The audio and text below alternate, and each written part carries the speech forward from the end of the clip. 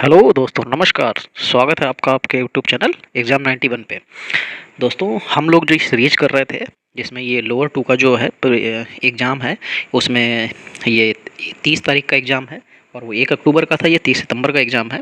और इसमें जो है मैंने बताया था कि लोअर में जो है 150 क्वेश्चन थे, तो इसके फर्स्ट और सेकंड शिफ्ट के 75-75 मिला के ये पूरे 150 क्वेश्चन इन्होंने बना के एक बार में दिए हैं। इसीलिए मैं इनको 3 पोर्शन में करा रहा हूँ, 50-50-50 के, क्योंकि देखिए 50 क्वेश्चन करेंगे तो जो बहुत ज़्यादा वीडियो भी नहीं बड़ा होगा और हम लोग आसानी से उसको कर सकते हैं। दोस्तों, आपसे एक ही रिक्वेस्ट है कि भाई आप लोग जो है चैनल को देखते तो हैं, लाइक नहीं कर रहे हैं। दोस्तों, लाइक और शेयर ज़रूर कर दिया करें। और जब मैं आपसे कोई क्वेश्चन पूछता हूँ तो उस क्वेश्चन का आंसर भी दिया करें। हाँ, कल के वीडियो में कुछ लोगों ने आंसर दिए, जितने क्वेश्चन मैंने पूछे थे उसके कुछ लोगों ने आंसर दिए, लेकिन आप सोचिए अगर 100 लोग देख रहे हो और 100 लोगों में सिर्फ 4 से 5 लोग अगर रिप्लाई कर रहे हो, तो फिर बाकी 95 लोग क्या कर रहे हो, उनको कहाँ पे लेके जाएं। तो दोस्तों, ये मत कीजिए, आप सभी लोग रिप्लाई कीजिए। चलिए क्वेश्चन स्टार्ट करते हैं। पहला क्वेश्चन है, 1975 में भारत द्वारा लॉन्च किया गया पहले अंतरिक्ष यान का नाम क्या था? इसमें लिखा है भास्कर, आर्यभट्ट, एप्पल और रोहिणी। तो आप लोगों को बहुत अच्छे से पता होगा कि ये 19 अप्रैल 1975 को आर्यभट्ट छोड़ा गया था। ठीक है, लॉन्च किया गया था। ठीक। जो गणितज्ञ थे अपने यहाँ के खगोलविद आर्यभट्ट, उन्हीं के नाम पे इसका नाम रखा गया था। चलिए फिर 52 नंबर देखिए। 52 नंबर में लिखा हो, प्रस्तावित पूर्वी समर्पित फ्रंट कॉरिडोर की लंबाई कितनी है? अच्छा, तो यहाँ पे लिखा हुआ है 1556 किलोमीटर, 1656 किलोमीटर, 1756 किलोमीटर और 1856 किलोमीटर। सभी जगह पे 56 है। आप इसमें जो अगर आपने कुछ भी अगर थोड़ा सा भी डाउट होने पे आप इसको नहीं कर सकते हैं, लेकिन ये कितना था? 1856 किलोमीटर की दूरी है ये। ठीक है, जो प्रस्तावित पूर्वी समर्पित जो फ्रंट कॉरिडोर है उसकी लंबाई 1856 किलोमीटर है। चलिए 53 नंबर देखिए। 53 नंबर में लिखा हुआ है कि डीआरडीओ द्वारा विकसित निम्नलिखित में से कौन सी मिसाइल हवा से हवा में मार करने वाली एक मिसाइल है? तो अस्त्र थी ये। ठीक है दोस्तों, ये अस्त्र थी जो हवा से हवा में मार कर सकती थी। चलिए 54 नंबर देखिए, निम्नलिखित में से किस विटामिन की कमी से रिकेट्स की बीमारी हो जाती है? रिकेट्स दोस्तों एक तरीके के जो है बच्चा, उसमें पेट बहुत आवार आ जाता है, बाकी सब चीज़ शरीर उसका जो है कमज़ोर पड़ जाता है, दुबला हो जाता है, बिल्कुल हड्डी बचती है। तो ये विटामिन डी की कमी होती है। विटामिन डी हमको सबसे ज़्यादा भरपूर मात्रा में मिल कहाँ जाता है? धूप से मिल जाता है। लेकिन बहुत सी जगह पे ये इस कमियाँ हो जाती हैं, नहीं मिल पाती हैं। बाकी विटामिन ए से रतौंधी हो जाता है, विटामिन बी से बेरी बेरी हो जाता है। ये कल के भी हम लोगों ने प्रैक्टिस सेट में इसके बारे में बताया था। विटामिन डी से रिकेट्स और विटामिन ई से नपुंसकता हो सकती है। चलिए 55 नंबर देखिए, प्रोटीन की कमी के कारण निम्नलिखित में कौन सी बीमारी होती है? प्रोटीन की कमी के कारण ग्वाइटर, क्वाशियोर एनीमिया और ब्रोंकाइटिस। तो दोस्तों, ये लिखा हो क्वाशियोर, यही बीमारी जो है आपकी प्रोटीन की कमी के कारण जो है हो जाती है। इसमें जो है ग्वाइटर आयोडीन की कमी से होता है, एनीमिया विटामिन B1 की कमी से होता है, और जो ब्रोंकाइटिस संक्रमण से संबंधित बीमारी है। ठीक है, चलिए फिर आगे देखिए, लिखा हुआ है खट्टे फल जो हैं सेवन करने से खट्टे फलों का सेवन बढ़ाने से निम्नलिखित में से कौन सी बीमारी ठीक हो जाती है? अच्छा, चलिए देखिए, उसमें लिखा हुआ है पेलाग्रा, अंधापन और स्कर्वी, ये ऑस्टियोपोरोसिस। तो दोस्तों, जब आप खट्टे फल खाओगे तो उससे विटामिन सी मिलेगा और विटामिन सी से जो है स्कर्वी रोग ठीक हो जाएगा। ठीक है, विटामिन सी की कमी से स्कर्वी रोग होता है। अब जब भरपूर मात्रा में खट्टे फल खाओगे तो विटामिन सी मिल जाएगा और विटामिन सी मिलते ही आपकी ये जो है बीमारी दूर हो जाएगी। चलिए 57 नंबर देखिए, बाष्पीकरण की प्रक्रिया के बारे में निम्नलिखित में कौन सा कथन सही है? बाष्पीकरण, द्रव अवस्था ठोस अवस्था में बदल जाती है। अच्छा, गैसीय अवस्था द्रव अवस्था में बदल जाती है, ठोस अवस्था द्रव अवस्था में बदल जाती है, द्रव अवस्था गैसीय अवस्था में बदल जाती है। तो आप लोग खुद बताइए कि जब जो बाष्पीकरण होता है, जो पानी होता है, पानी का बाष्पीकरण होता है तो क्या होता है? इवापोरेशन होता है ना। तो वो क्या होता है? वो वाष्प में बदल जाता है। तो द्रव अवस्था जो होती है वो गैस अवस्था में परिवर्तित हो जाती है। चलिए फिर आगे देखिए, लिखा हुआ निम्नलिखित में से किसके परिणाम स्वरूप पानी की गुणवत्ता में गिरावट आई है? गंदे पानी का सही से निपटान न करना, वनों की कटाई, जल संसाधनों का गलत वितरण और अत्यधिक जनसंख्या। तो दोस्तों, इसमें जो है आप अपने हिसाब से क्या अगर लगाएंगे कि किसके परिणाम स्वरूप जो है पानी की गुणवत्ता में कमी आई? पानी की गुणवत्ता आपकी बात पूछी जा रही है, तो जो गंदे पानी का जो सही निपटान है वो नहीं हो पा रहा, जिसकी वजह से गंदे पानी की जो है पानी की गुणवत्ता में गिरावट आ रही है। चलिए फिर 59 नंबर देखते हैं। देखिए, इसमें साइंस भी आपको देखने को मिलती है, याद रखिएगा। इसीलिए ये पेपर बहुत इंपॉर्टेंट है, क्योंकि वीडियो में आपकी 1-2 नंबर की साइंस आनी ही आनी है, और वो प्रीवियस ईयर के ही आएगी, ये भी गारंटी है। चलिए 59 नंबर देखिए, लिखा हुआ है प्रतिबल यानी कि स्ट्रेस की एक एसआई इकाई पूछी गई है स्ट्रेस की, तो उसकी एसआई इकाई क्या होगी, जूल, पास्कल, वोल्ट या वॉट। तो प्रतिबल की जो है एसआई इकाई क्या होती है दोस्तों, पास्कल होती है। क्या होती है, पास्कल होती है। ठीक है। और विद्युत विभवांतर वोल्ट होती है, आवृत्ति की हर्ट्ज, जल प्रवाह का क्यूरसेक होती है, और ज्योति तीव्रता की कैंडला होती है, विद्युत धारा की एम्पियर होती है। चलिए फिर 60 नंबर देखिए, 60 नंबर में क्या लिखा हुआ है कि निम्नलिखित में से किस यंत्र का उपयोग अवशोषित या विकसित ऊष्मा हीट को मापने के लिए किया जाता है, सिलोमीटर, कोलोरीमीटर, कोलोरीमीटर और कैलोरीमीटर और क्लिनोमीटर। ये किस यंत्र का उपयोग अवशोषित या विकसित ऊष्मा को मापने के लिए। अच्छा तो दोस्तों ये कैलोरीमीटर होता है। क्या होता है, कैलोरीमीटर। ठीक है, कैलोरीमीटर से जो अवशोषित या विकसित ऊष्मा जो है मापी जा सकती है। फिर बाकी ये सिलोमीटर लिखा है, सिलोमीटर का क्या काम होता है, ये क्लाउड बेस की वर्तमान ऊंचाई को ज्ञात करने के लिए होता है। फिर जो कोलोरीमीटर लिखा हो, कोलोरीमीटर का होता है रंग की तुलना करने वाला ये यंत्र होता है। और क्लिनोमीटर ये कोण को मापने का यंत्र होता है। 61 नंबर, एक नाभिकीय में प्रोटॉन और न्यूट्रॉन को बांधने वाले बल को क्या कहते हैं, विद्युत चुम्बकीय बल, दुर्बल नाभिकीय बल, गुरुत्वाकर्षण बल या प्रबल नाभिकीय बल। तो दोस्तों इसको क्या कहते हैं, इसको प्रबल नाभिकीय बल ही कहते हैं। चलिए 62 नंबर देखिए, प्रोटियम, ड्यूटेरियम और ट्रिटियम को निम्नलिखित में से किस श्रेणी में रखा गया है। तो ये क्या है, ये आइसोटोप हैं, आइसोबार हैं, आइसोसोमर हैं, आइसोकोर है। तो दोस्तों ये क्या होते हैं, ये आइसोटोप होते हैं। देखो होता क्या है, जिन तत्वों की परमाणु संख्या जब समान होती है ना, और उनका द्रव्यमान अलग अलग होता है, और तो उन्हें समस्थानिक कहते हैं, या कह सकते हैं कि वो आइसोटोप हैं। ठीक है, ये याद रखिएगा, डिफिनेशन है इसकी। चलिए 63 नंबर देखिए, लिखा हुआ दहन के लिए निम्नलिखित में से कौन सी गैस आवश्यक है, हाइड्रोजन, कार्बन डाइऑक्साइड, ऑक्सीजन या मीथेन। तो आप बताइए, अगर आपको आग जलानी है तो आग जलाने के लिए क्या जरूरी है, हाइड्रोजन, कार्बन डाइऑक्साइड, ऑक्सीजन या मीथेन। तो दोस्तों बिना ऑक्सीजन के आप आग नहीं जला सकते हैं, ये बेसिक सी चीज़ है। आप जैसे अगर मोमबत्ती जला रहे हैं, अगर आप उसके ऊपर उसको ढक दीजिए किसी ग्लास वगैरह से, जिससे उसमें जो है ऑक्सीजन ना जा सके, जब तक उसकी ग्लास में ऑक्सीजन होगी तभी तक जलेगी, बाकी बंद हो जाएगी। चलिए 64 नंबर देखिए, निम्नलिखित में कौन सा मान एक क्षारीय विलयन के पीएच का प्रतिनिधित्व करता है। तो 5, 2, 10 या 3। तो दोस्तों देखो, जब 7 से ऊपर होगा तो वही मान क्षारीय होगा, तो 7 से ऊपर यहाँ पे एक ही दे रखा है, 10। ठीक। चलिए फिर आगे बढ़िए, लिखा हुआ 65 नंबर, निम्नलिखित में कौन सा पदार्थ एक ध्वनिक यानी कि सोनरस पदार्थ है, लकड़ी, ध्वनिक पदार्थ है। अच्छा, लकड़ी, पानी, रबर या लोहा। तो दोस्तों जो यहाँ पे जितना भी दे रखा है ध्वनिक, तो सबसे ज़्यादा, क्योंकि देखिए यहाँ पे मेन चीज़ ये है करने को, तो देखिए आप ध्वनि जो है उसको निर्वात में नहीं जा सकते, उसके लिए उसको साधन चाहिए होता है। तो साधन वो लकड़ी में भी जा सकती है, पानी में भी, रबर में भी, लोहा में, लेकिन वो सबसे ज़्यादा यहाँ पे जो है ये आपको लोहा मिलेगा। ठीक है, पदार्थ भी है, कौन सा पदार्थ जो है एक ध्वनिक है, तो लोहा हो जाएगा। 66 नंबर, निम्नलिखित में कौन सा एक जल में घुलनशील विटामिन है।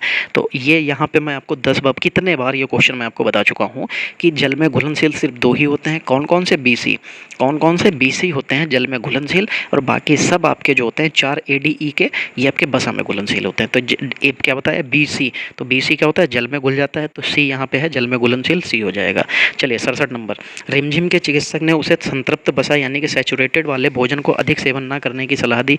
यदि रिमझिम अपने चिकित्सक की सलाह का पालन नहीं करती तो उसे निम्नलिखित में से किसका खतरा होगा, गुर्दे की बीमारी, हृदय रोग, रक्ताल्पता, अग्नाशय या ये पैंक्रियाटिक विकार। तो दोस्तों आप भी समझते हैं कि जब अगर डॉक्टर ने उसको जो है वो उस तरीके का फूड जो है, जो बहुत ज़्यादा ऑयली वगैरह इस तरीके का जो फूड होता है, जो सैचुरेटेड होता है, बसा वाला फूड खाने को मना किया, तो क्या होगा, उसके दिल की बीमारी हो सकती है, तो हृदय रोग यहाँ पे होगा उसे।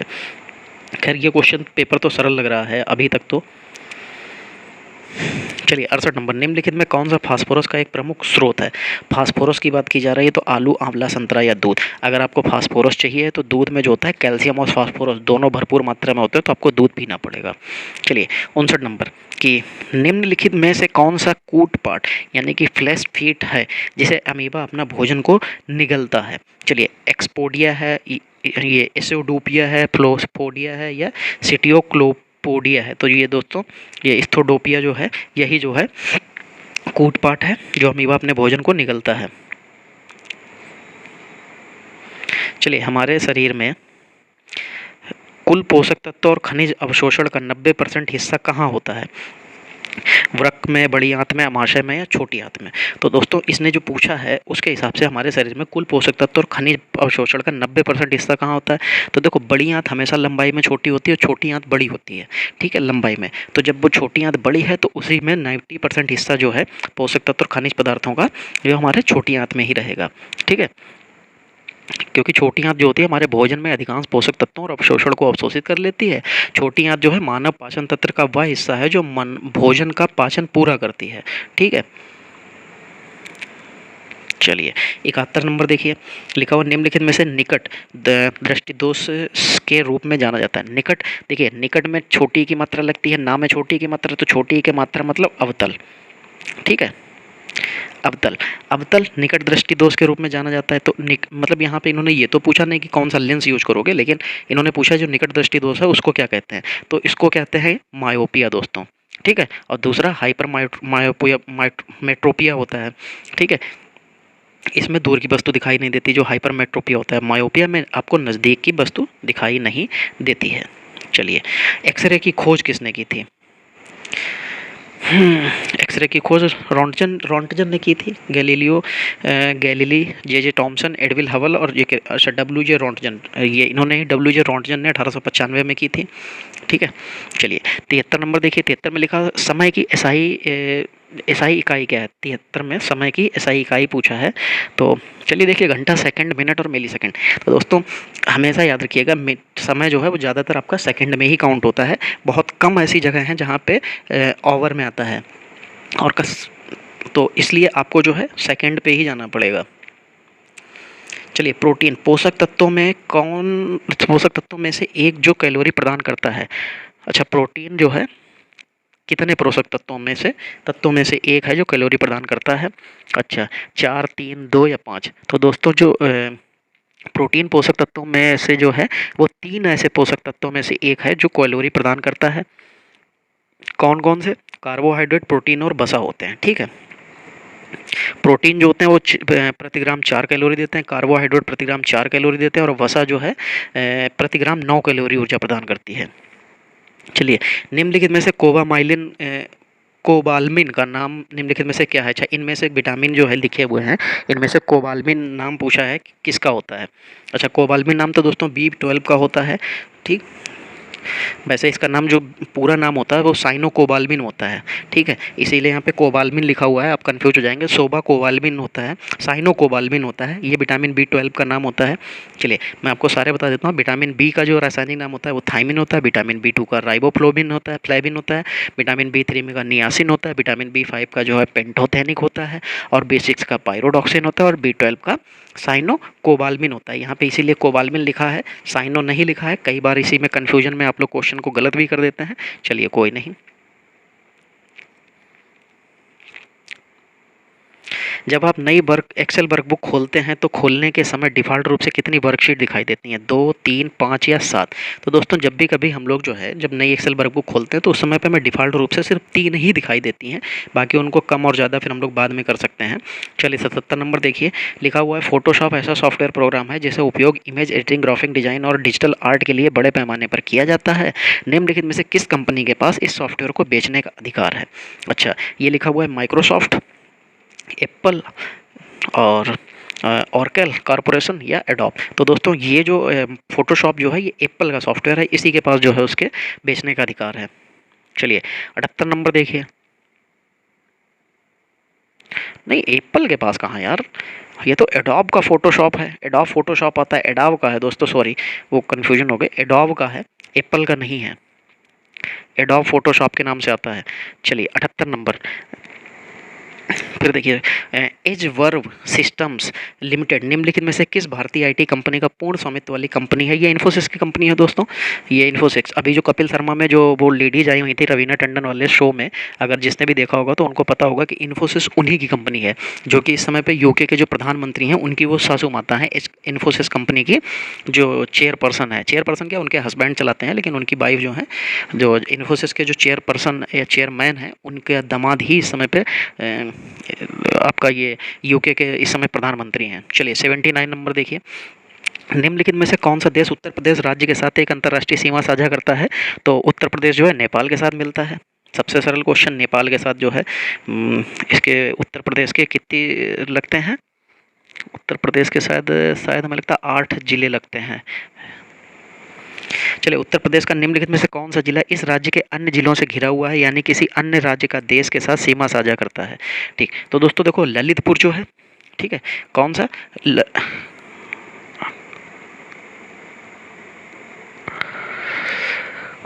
अच्छा लिखा गया है, ये पहली बात तो ये पढ़ते हैं, उत्तर प्रदेश का निम्नलिखित में कौन सा जिला, अच्छा जिला पूछा, इस राज्य के अन्य जिलों से घिरा हुआ है, यानी किसी भी अन्य राज्य या देश के साथ सीमा साझा नहीं करता।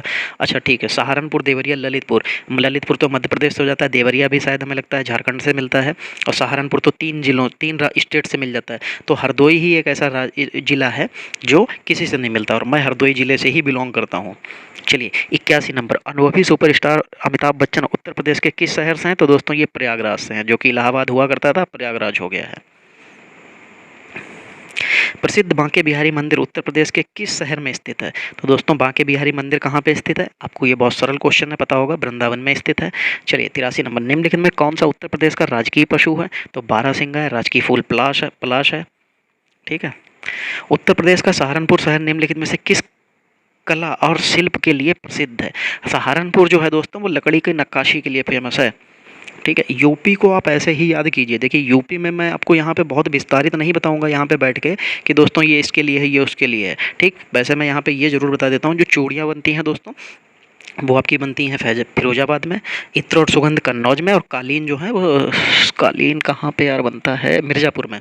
ठीक है, तो इसी तरीके से आप भी याद कीजिए कि कोशिश ये कीजिए कि आपको उसके ऑप्शन देखने की ज़रूरत ना पड़े। चले 85 नंबर, केंद्रीय पक्षी अनुसंधान संस्थान CARI उत्तर प्रदेश के किस शहर में स्थित है? तो दोस्तों ये बरेली में है। ठीक है, इज्जत नगर में पड़ेगा ये। चलिए 86 नंबर, अवध राज्य जिसे औध भी कहा जाता है 1722 में से 1722 लेकर 1856 तक मुस्लिम शासकों का शासन था। अवध पर शासन करते समय शासकों ने निम्नलिखित में कौन सी उपाधि अपनाई थी? सुल्तान, बादशाह, नवाब या साहिब? कौन सी अपनाई थी दोस्तों? तो इसने नवाब की जो है उपाधि अपनाई थी। चलिए 87 नंबर, अलाउद्दीन खिलजी द्वारा बनाया गया प्रसिद्ध अलाई दरवाज़ा कहाँ पर स्थित है? तो जो अलाउद्दीन के द्वारा जो बनाया गया ये अलाई दरवाज़ा है, ये दोस्तों नई दिल्ली में स्थित है। ठीक है, ये 1311 में जो है अलाई दरवाज़ा निर्माण कराया गया था। ये सबसे पुराने दरवाज़ों में से एक है। ठीक है, चलिए आगे बढ़ते हैं।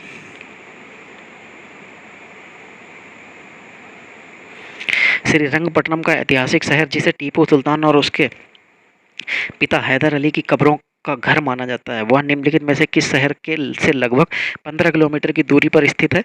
तो दोस्तों ये मैसूर से जो है 15 किलोमीटर की दूरी पर स्थित है। ठीक है, चलिए 89 नंबर देखते हैं, अनुभवी स्वतंत्रता सेनानी, लेखक और शिक्षाविद KM मुंशी ने निम्नलिखित में से किस संगठन की स्थापना की थी? KM मुंशी की बात की जा रही है तो उन्होंने भारतीय विद्या ज्ञान भवन जो था उसकी स्थापना की थी। चलिए, पूरा विश्व हेलोकॉस्ट शब्द को विशेष रूप से निम्नलिखित में से किसके साथ जोड़ते हैं? जो हेलोकॉस्ट है दोस्तों उसको लोग जर्मनी से जोड़ते हैं। जो 1939 में जो द्वितीय विश्व युद्ध जो हुआ था उसको भड़काने के बाद जो है, मतलब कहा जाता है कि उसको भड़काने के बाद हिटलर ने यहूदियों को जड़ से मिटाने के लिए होलोकॉस्ट शुरू किया था।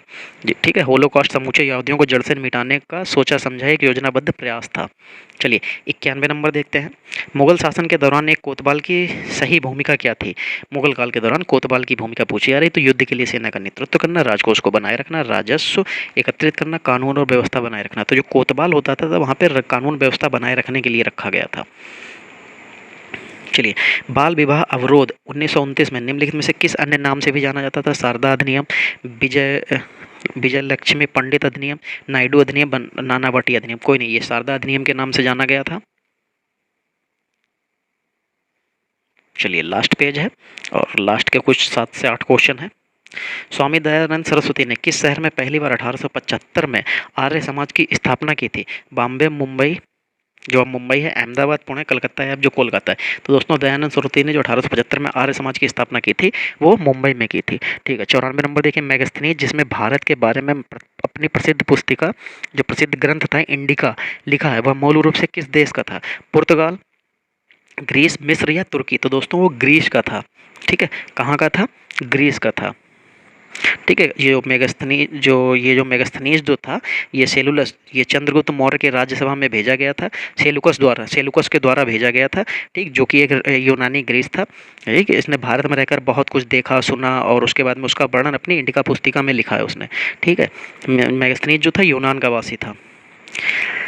चलिए 94 नंबर, 14वीं प्रसिद्ध मस्जिद जिसे अटाला मस्जिद कहा जाता है, उत्तर प्रदेश के किस शहर में स्थित है? बहुत फेमस मस्जिद है, ये जौनपुर में स्थित है दोस्तों।